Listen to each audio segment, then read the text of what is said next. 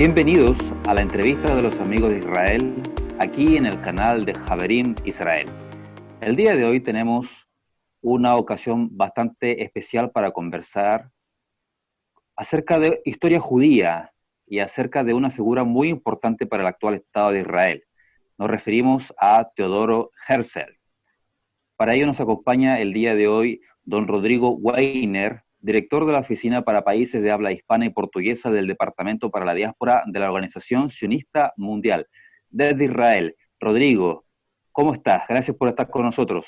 Gracias a ustedes, un gran placer poder conversar contigo de estos temas tan importantes. Gracias, Rodrigo.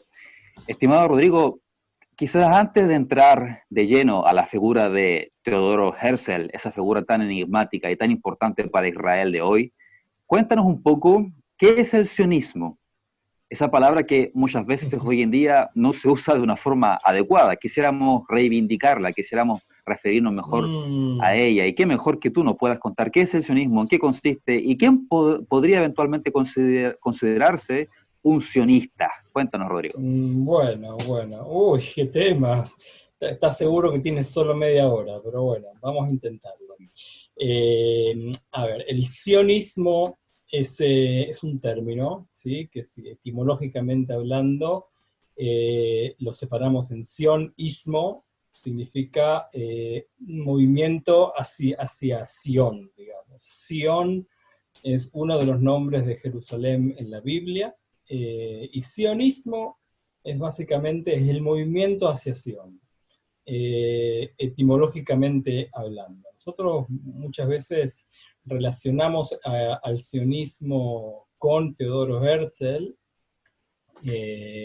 pero en realidad el sionismo en sí es bastante anterior a Herzl. Podríamos hablar, nosotros hablamos en historia del sionismo antes del sionismo. Me refiero a que hubo movimientos hacia Sion mucho antes de Herzl. Herzl lo ubicamos en la época moderna, él nace en el 1860, en el siglo XIX. Ahora, sionismo como tal, movimientos hacia Sion, podemos detectar mucho antes de Herzl. Tenemos casos, digamos, por ejemplo, de los movimientos a Eretz Israel, a la tierra de Israel, o Eretz Canaán, en la época, en los años 1700, con las Aliot. Aliot son las inmigraciones a Israel del Gaón de Vilna, ¿sí? Del genio de Vilna, un rabino muy reconocido.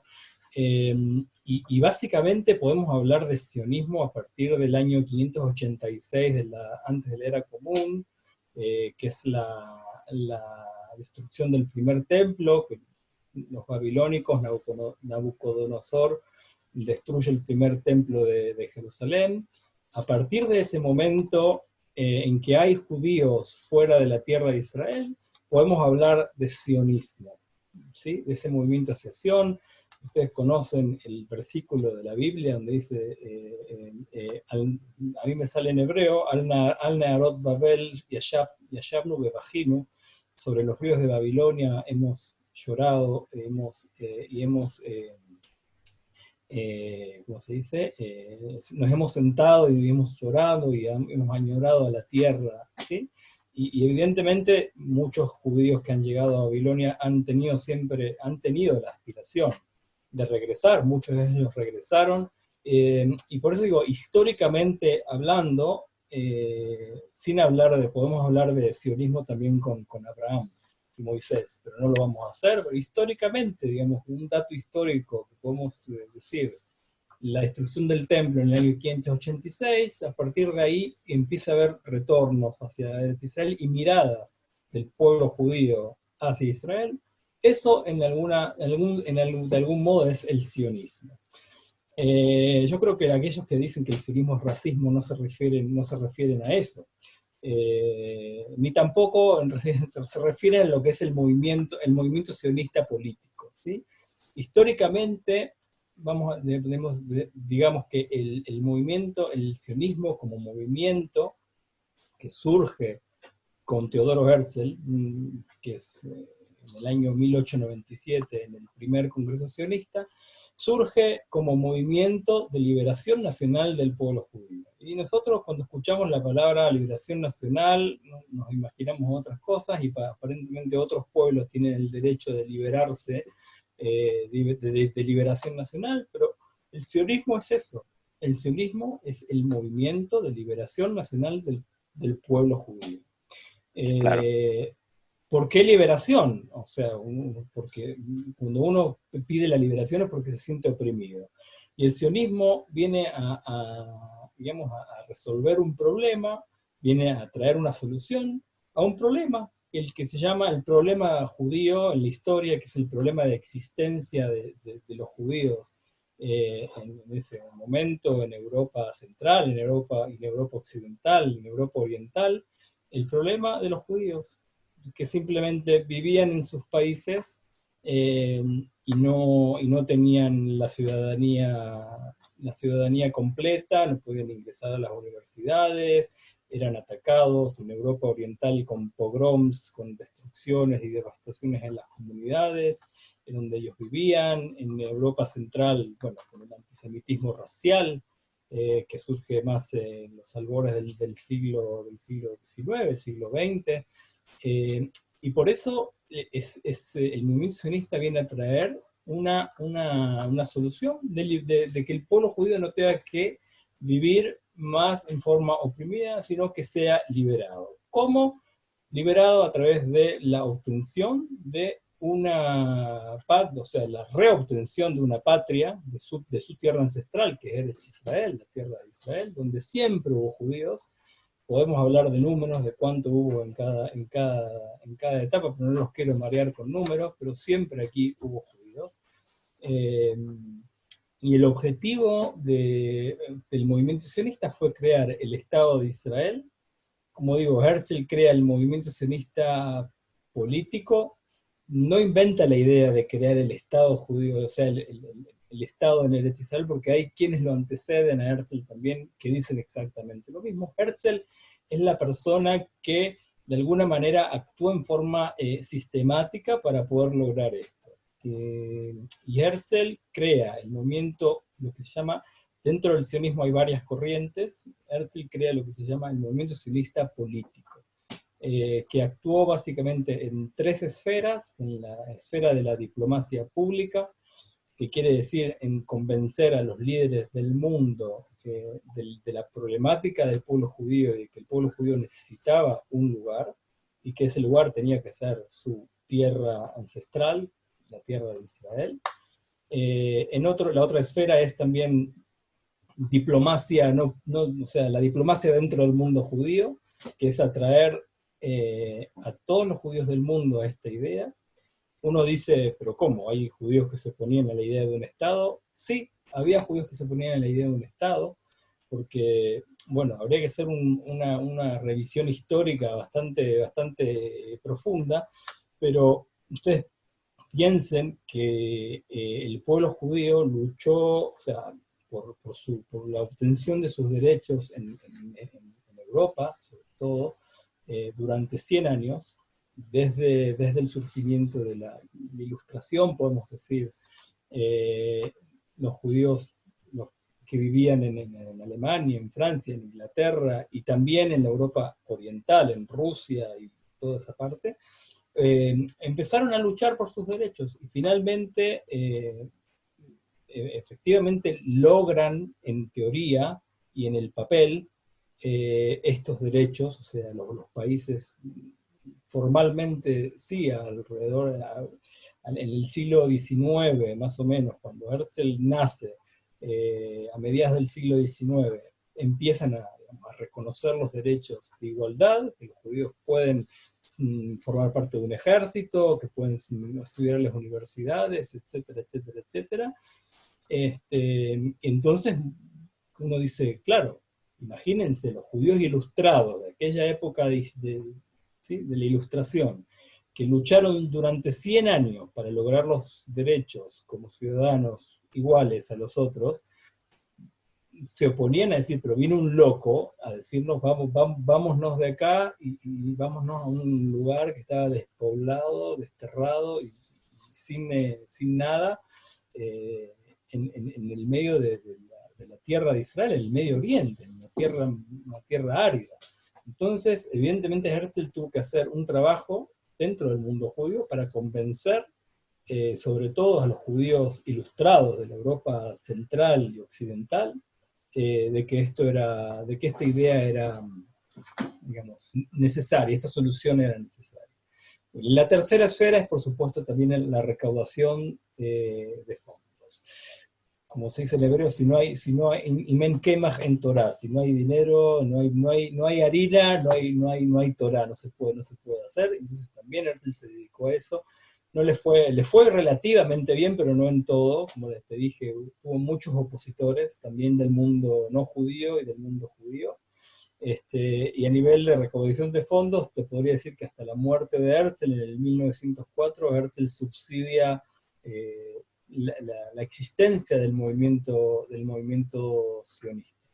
Ahora, el sionismo, es, como digo, es un movimiento, dije, de liberación nacional, creado para el pueblo judío, para devolverle la posibilidad de vivir normalmente, y esta palabra la voy a explicar ahora, normalmente en su patria como judíos. Te voy a traer un ejemplo de la Biblia, ¿te parece? ¿Te Por va? supuesto. El ejemplo de la Biblia. Yo entiendo que muchos hermanos que nos están escuchando conocen un poco la Biblia. En la Biblia hay una festividad que se llama la festividad de Pentecostés. ¿La ubicas? Claro, sí. Bueno, Shavuot. Shavuot, exactamente. Ese es el ejemplo, ese es el ejemplo del sionismo. Esa es la festividad sionista, a mi modo de entender, per excellence. Esa festividad que interpretaciones posteriores a la Biblia dicen que es la fiesta de entrega de la Torá, en realidad lo que está indicando es una fiesta agrícola. ¿Ok? Una fiesta que está diciendo de que el pueblo judío vivía aquí, en este lugar, en forma normal. ¿Sí? La festividad, cuando uno la lee en la Torá, en la Biblia, no indica o sea, no tiene no hace ninguna referencia religiosa, sino simplemente agrícola. ¿Qué significa agrícola?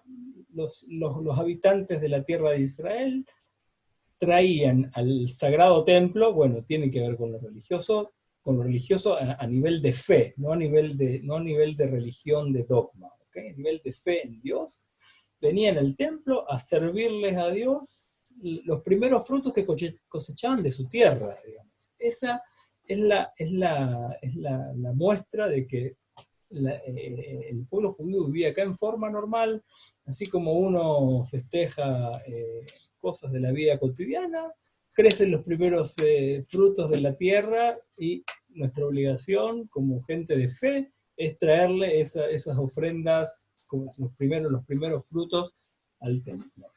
Esa es la festividad que a nosotros nos indica varias cosas. Primero, que el pueblo judío vivía aquí en tiempos muy lejanos en forma normal. Y la otra es que, bueno, básicamente eso, es que aquí había judíos, digamos, porque ese relato está circunscripto en la tierra de Israel, nada más ni nada menos. Claro. Pero me extendí un poco de la pregunta. No sé por dónde. Entonces, ¿qué me falta responder de la primera pregunta? No, yo creo que fue una respuesta bastante completa. A todos nos quedó claro qué es el sionismo en sí y también nos introdujimos un poco en la figura de Theodor Herzl. Ahora, el sionismo, como te digo, en un principio, esto es muy importante, el sionismo en un principio se crea para la creación del Estado de Israel, el Estado de Israel se crea, pero el sionismo persiste ahí hasta hoy en día, en tanto hay un pueblo judío disperso, digamos, hay judíos fuera de Israel, como en el caso que te conté de Babilonia, digamos. Había judíos fuera de Israel, y el sionismo lo que hace, la función primordial hoy en día es actuar de hilo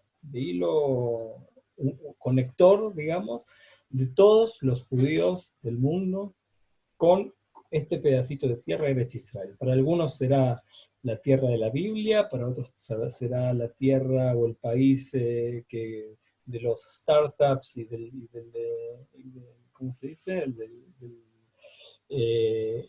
¿Cómo se dice? Se me van las palabras en español, te pido mil disculpas. La tierra de los startups, vamos a llamarlo así, la tierra de los avances tecnológicos, la tierra, el país que promulga la paz.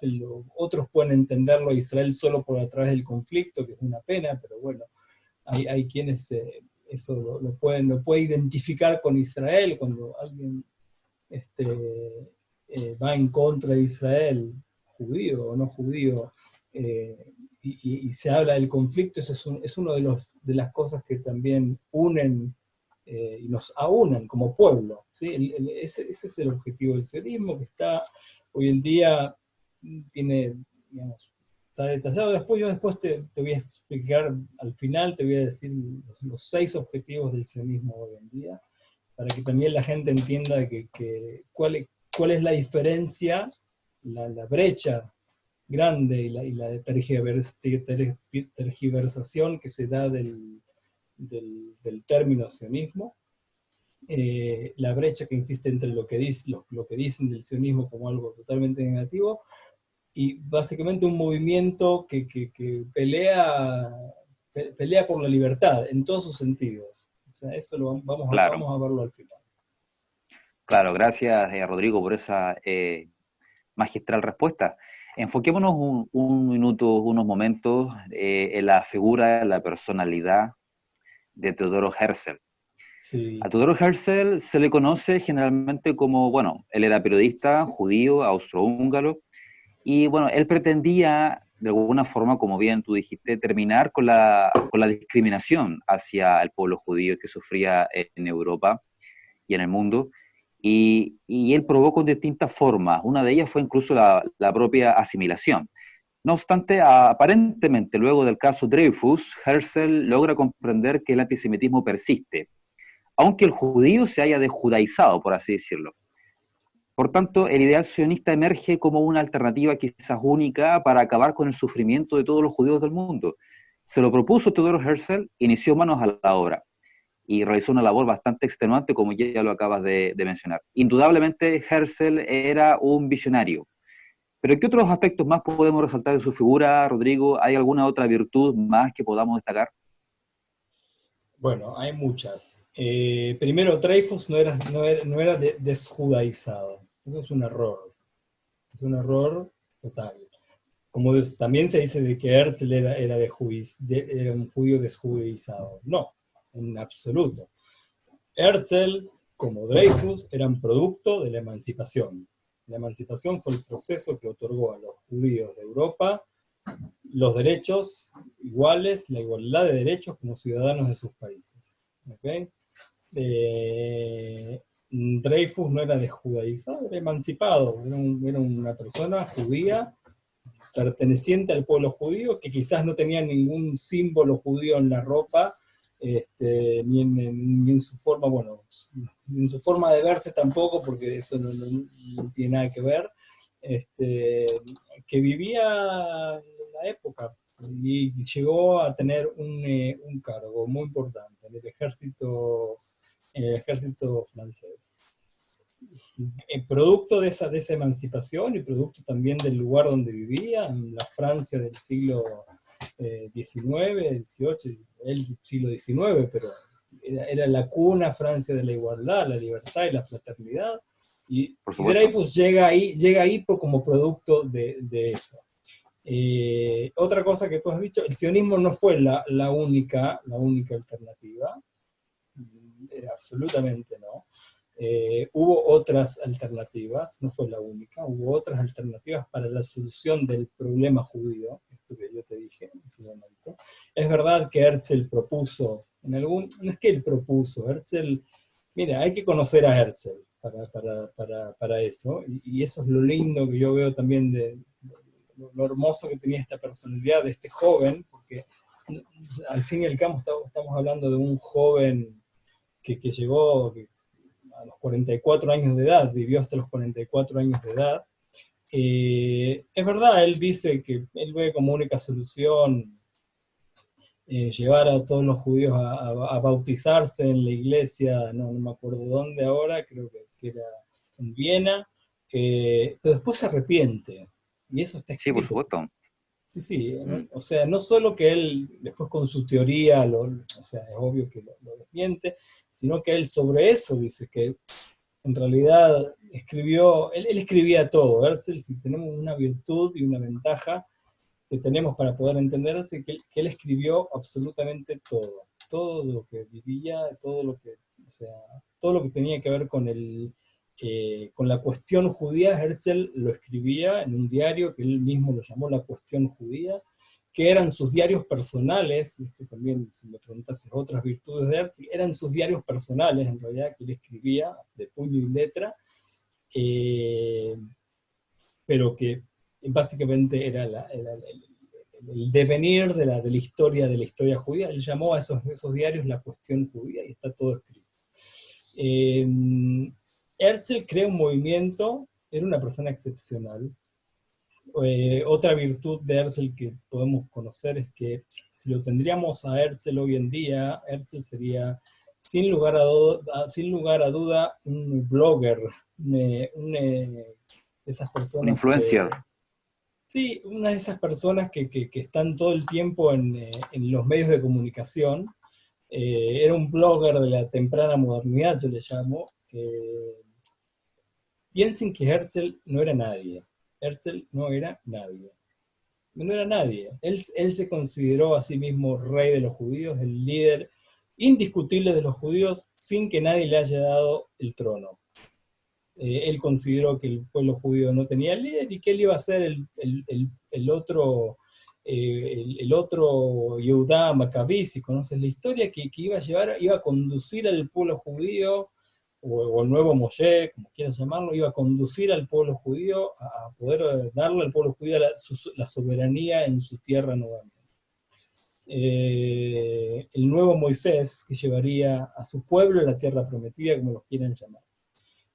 Herzl lleva, o sea, la virtud de Herzl como ser, o sea, él se crea a sí mismo su propia imagen, esa imagen que ustedes ven de Herzl con la barba, Herzl en el balcón, eran imágenes ¿cómo se dice? Direccionadas a como lo conocemos hoy en día, los posts en Facebook, digamos, para generar opinión pública. Él generó su propia imagen. Era un hombre de los medios de comunicación. De eso vivía Teodoro Herzl.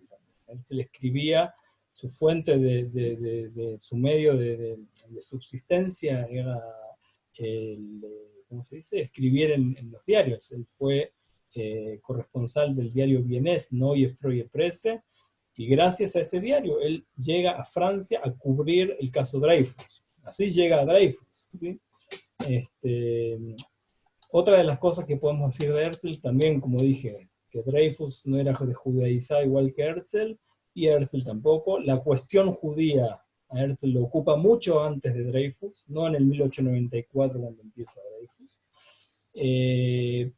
La genialidad, vamos a decir así, Herzl era un visionario, tú lo dijiste, es verdad, podemos decir que él visionó muchas cosas que hoy en día vemos plasmadas en la realidad del Estado de Israel y en la historia, o sea, el devenir de la historia del pueblo judío tuvo mucha semejanza a lo que Herzl escribió en sus dos libros, El Estado Judío y Alt Neuland.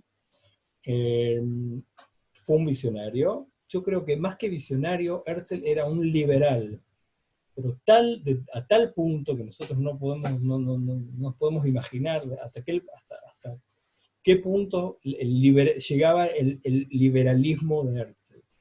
Herzl hablaba en el año 1902, habló del derecho a las mujeres, del derecho de los trabajadores, cuando en el mundo había esclavos todavía. Herzl habló digamos, de que Jerusalén iba a ser una ciudad de paz, que iban a convivir aquí las tres religiones, y que iba a haber aquí, tendría que montarse aquí un Eijal Shalom, un palacio de paz, porque Jerusalén iba a seguir siendo la ciudad que alberga las tres religiones monoteístas. O sea, Herzl era un liberal a un extremo inconcebible. Y por eso yo creo, la visión de Herzl,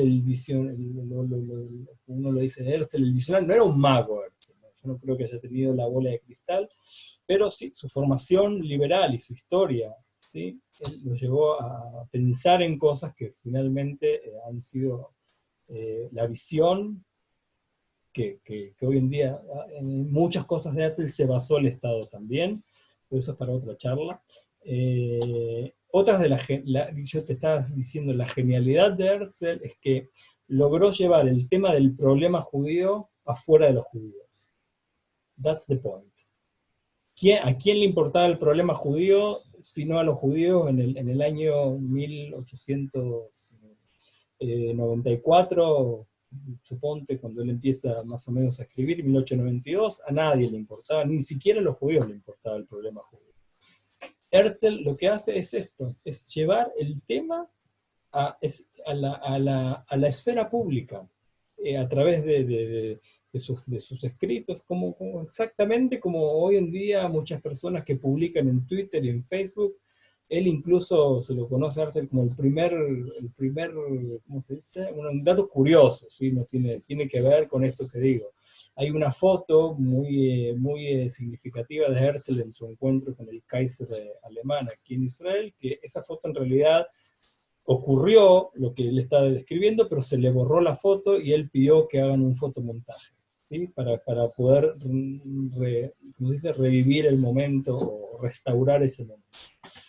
Y a través de todo esto, eso, digamos, Herzl logra llevar el tema del problema judío, la cuestión judía, a la esfera pública e internacional.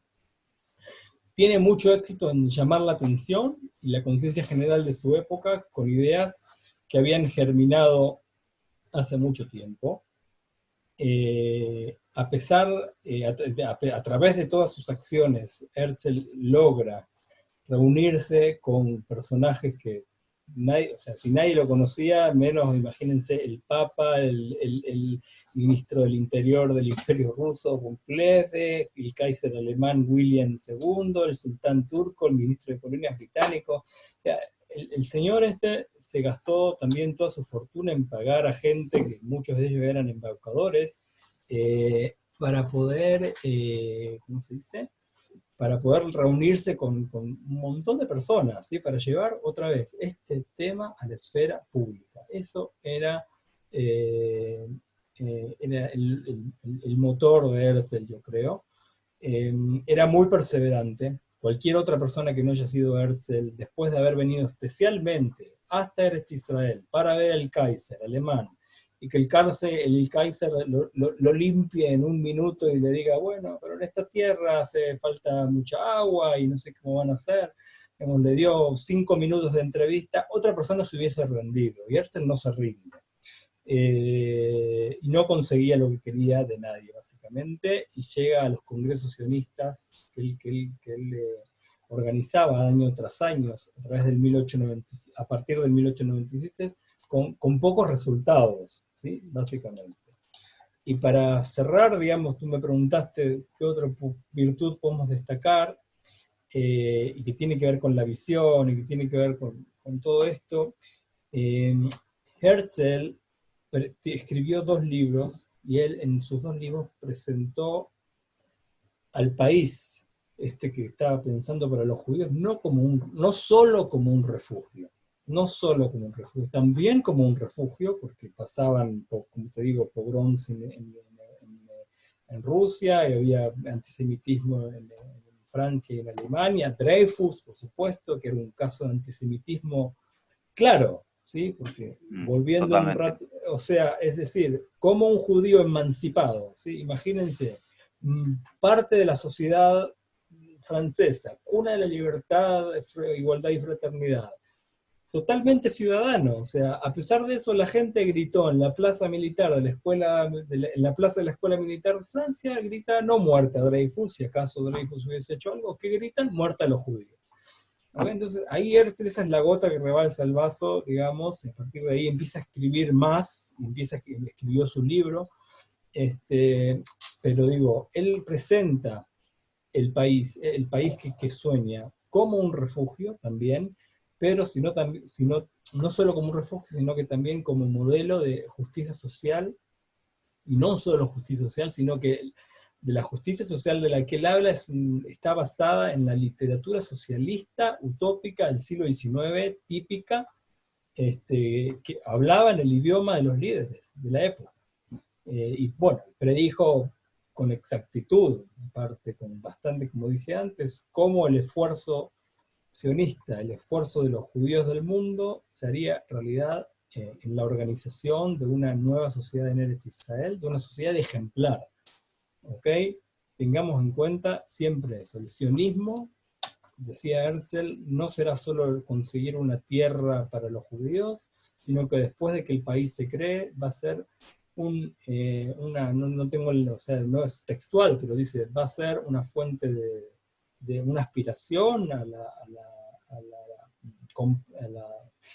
se me van las palabras, a la completud moral y espiritual. Digamos, el sionismo nos tiene que apuntar a nosotros a construir un mundo mejor, un pueblo mejor y un mundo mejor. No solo un refugio para los judíos, esto no iba a ser solo un refugio, sino que el sionismo, a ese que a muchos le llaman racismo, en realidad no saben qué es el sionismo, porque el sionismo es un movimiento que lucha por la libertad, por la libertad de expresión, por los derechos de los trabajadores, por los derechos de las mujeres, por la paz, porque Herzl incluso hablaba no solo de la paz, él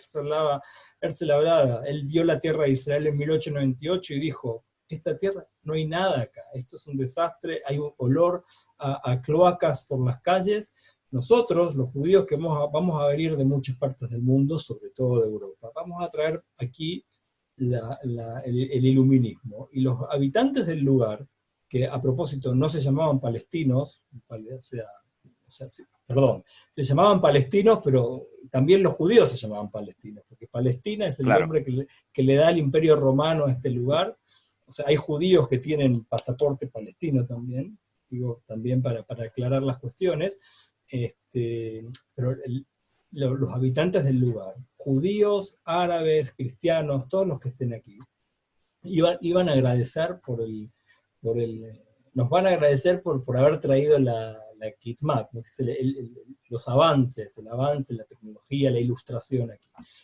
Herzl también soñaba un poco, ¿sí? Y también decía que Israel no iba a necesitar ejército, porque si en realidad íbamos a tener excelentes relaciones con todos nuestros vecinos, ¿para qué íbamos a necesitar un ejército?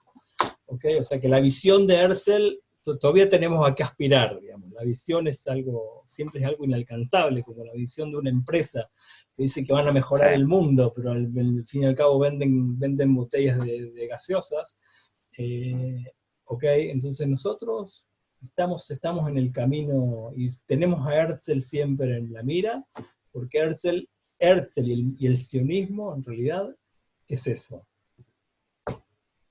Fantástico, fantástico, tremendo. Yo creo que indudablemente el sueño de Herzl aún resta por cumplirse, pero va camino y muchas cosas de las que él aspiró, las cosas que él soñó, se hicieron realidad en el actual Estado judío. Y eso es innegable, sin duda alguna, y por eso estamos hoy día pensando en él. En virtud de ello mismo, en esa misma línea del sueño de Herzl, y para cerrar quizá ya con esta tercera pregunta, luego de esta demostración tan extensa de la historia del sionismo y de Herzl, estimado Rodrigo, en el Estado judío actual hay 7 millones de judíos, 8 millones aún están en la diáspora, sin desmedro de ese enorme logro, ¿verdad? Con todo lo que esto ha significado, Aún queda bastante trabajo por hacer en virtud del sueño de Herzl. ¿Qué podemos hacer al respecto? ¿Continuar incentivando a los judíos que regresen a su tierra? ¿Cómo lo hacemos? Bueno, mira, yo te iba a decir, un poco te lo respondí a esto. El sueño de Herzl no era traer a todos los judíos acá. Definitivamente no. Herzl no pensaba que iban a vivir todos los judíos aquí en Israel. Es más, él decía que el Estado judío iba a ser el refugio para aquellos que vivan en los países oprimidos, pero que iba a ser también la fuente de orgullo para aquellos que vivan en el mundo libre. Hay mucho por hacer por el sueño de Herzl. Como te digo, Herzl habló o sea, la visión de Herzl va lejísimo. ¿Sí? Parte lo dije antes cuando te hablé del tema, por ejemplo, de que Herzl decía que no íbamos a necesitar aquí un ejército. Ahora, el hecho de que haya 8 millones, que todavía la mayoría del pueblo judío no vive en Israel, yo lo veo como una fortaleza, vamos a empezar por ahí. Yo y el sionismo lo veo como una fortaleza. El sionismo hoy en día, y ya hace ya bastantes años, sí que el sionismo no es, digamos que la inmigración a Israel no es la única forma de hacer sionismo.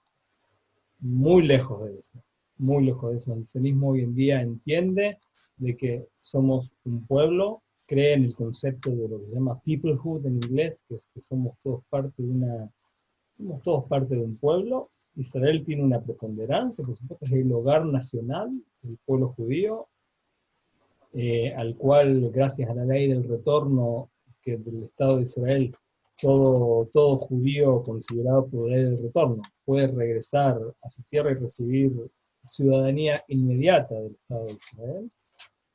Pero el sionismo no es solo eso, el sionismo es cómo nos quedamos unidos como pueblo, ¿sí? Porque una de las primeras afirmaciones que hay que hacer para ser sionista es afirmar que el pueblo judío es un pueblo. ¿Okay? Tú me preguntas al principio qué hay que hacer para ser sionista. Aquel que niega que el pueblo judío es un pueblo, o que los judíos que viven en Chile, en Argentina o en Bolivia, en realidad son ciudadanos del país, no tienen nada que ver con un pueblo judío. El que niega eso está negando el sionismo. Por eso te digo, el punto está en que el sionismo es el hilo conector, quien tiene que seguir conectando a todos los judíos entre sí y seguir reforzando la identidad judía sionista, judía sionista, porque también Herzl decía que el retorno a la patria, antes del retorno a la patria, debemos retornar al judaísmo. ¿Okay? No existe, uno no puede ser sionista sin ser judío antes. Por eso algunos los que vienen y me dicen, no, yo con los judíos no tengo problemas, tengo problemas con los sionistas. Está equivocado, a mi modo de ver.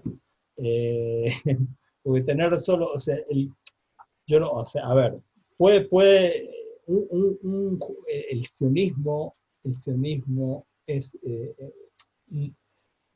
en el término grande del sionismo, ¿okay? Olvídate ahora de la institución Estado de Israel y de Benjamín Netanyahu y del conflicto, el Eretz Israel, la tierra de Israel, ¿okay? El sionismo viene a unir al pueblo judío y decir, oye, tu pueblo nació en esta tierra, tu pueblo salió de aquí. O sea, es un núcleo duro del judaísmo. Así como el judaísmo no se puede olvidar del Shabbat, el judaísmo no se puede olvidar de Eretz Israel.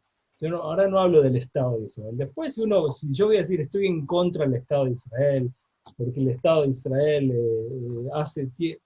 hace acciones, caja así, que puede ser, y hay muchos judíos que son de izquierda extrema y que están en contra totalmente con el gobierno actual, y eso es totalmente legítimo, no tiene nada que ver con decir, yo reconozco que mi pueblo judío tiene relación estrecha con la tierra de Israel, y no solo eso, que tiene derecho a esta tierra.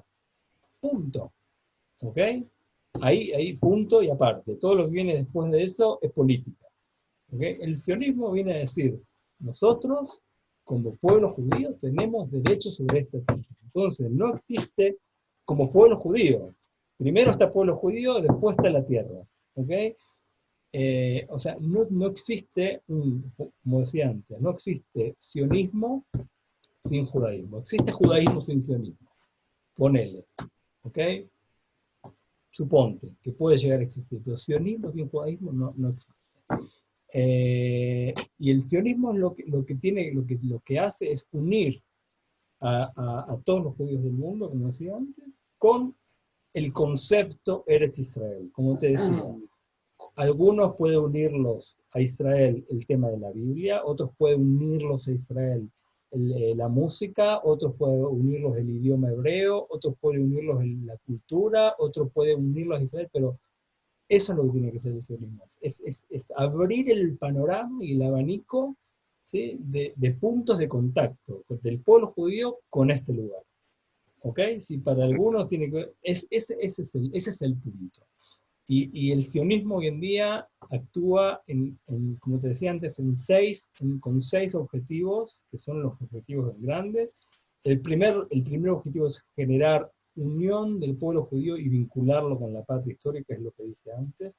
Otro objetivo es la aliá, o sea, es fomentar que judíos vengan a vivir aquí, y no solo que vengan a vivir, sino que también integrarlos dentro de la sociedad. Otro objetivo del sionismo declarado es fortalecer a Israel como Estado judío, sionista, democrático, y hacer de Israel una sociedad ejemplar, ¿okay? A grandes rasgos. Imagínate todo lo que entra ahí dentro, todo lo que tiene que ver con justicia social, beneficencia, ayuda al prójimo, incluso ayuda a damnificados en el África cuando hay catástrofes. También eso es objetivo Claro, del sionismo. el Tikkun Olam. Tikkun Olam. Bueno, después habla de la educación judía, de la mutua responsabilidad y la lucha contra el antisemitismo, por supuesto. Y también el sionismo habla de que como sionistas también es importante poblar la tierra en los lugares digamos, donde todavía hay todo un desierto aquí que está vacío, y eso también es parte del sionismo, de fomentar que gente viva en la periferia y no solo en Tel Aviv, Jerusalén, en eso. Esos son a grandes rasgos los objetivos del sionismo, que es mucho más grande que traer a los judíos a que vivan en la tierra de Israel. Fantástico, esa es la idea de esta entrevista, de poder enfocar más allá de lo que la gente comúnmente puede llegar a creer o pensar. Herzl era mucho más de lo que quizás muchos piensan en torno al solo tema del retorno, más que el solo tema de la solución al problema judío. Herzl pretendía formar una sociedad que iba a ser ejemplar en el mundo entero, en un sector del mundo que iba a ser precisamente florecer a ese desierto y dar una lección también a la humanidad. Y yo creo que en parte ya se está logrando, todavía queda trabajo, y interesante todo lo que pudimos conversar. Me sorprende también la idea de que Herzl era todo un liberal. Eso es un concepto que hoy en día muchos se lograran comprender, que Herzl era un liberal y que el sionismo es un movimiento precisamente de liberación. Entonces la mirada cambiaría, la mirada de muchos políticos también se vería afectada. Yo pienso que ese es un aporte que esta entrevista puede hacer hoy en día.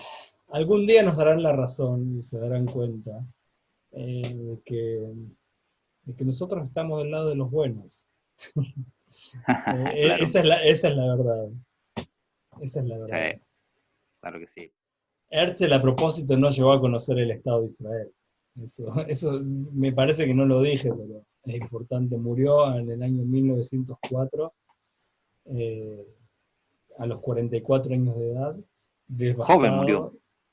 Murió muy joven, muy preocupado, pues, de un ataque al corazón.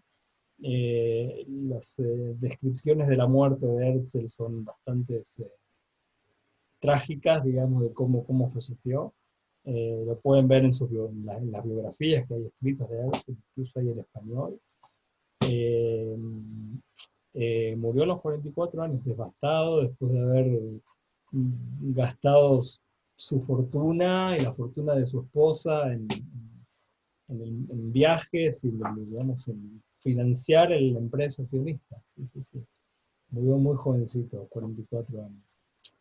Fue enterrado en Viena y después en el año 49 lo trajeron aquí a Arels. Eso es el resultado de una vida de esfuerzo, de dedicación y de un visionario, como lo hemos Y fundamentado el precio acá. que pagó la familia también, eso es Claro, también un punto a destacar. Sí, sí, sí, claro, evidentemente. sí. Una historia trágica, ¿sí? Una historia bastante trágica. Rodrigo Weiner, muchísimas gracias por tu tiempo. Creo que estuvimos un poco más allá de media hora, así que lo agradezco. Un abrazo para ti y éxito, el mejor éxito del mundo para la Organización Sionista Mundial. Gracias, gracias, Felipe. Un gusto. Nos vemos, que te Nos bien. vemos.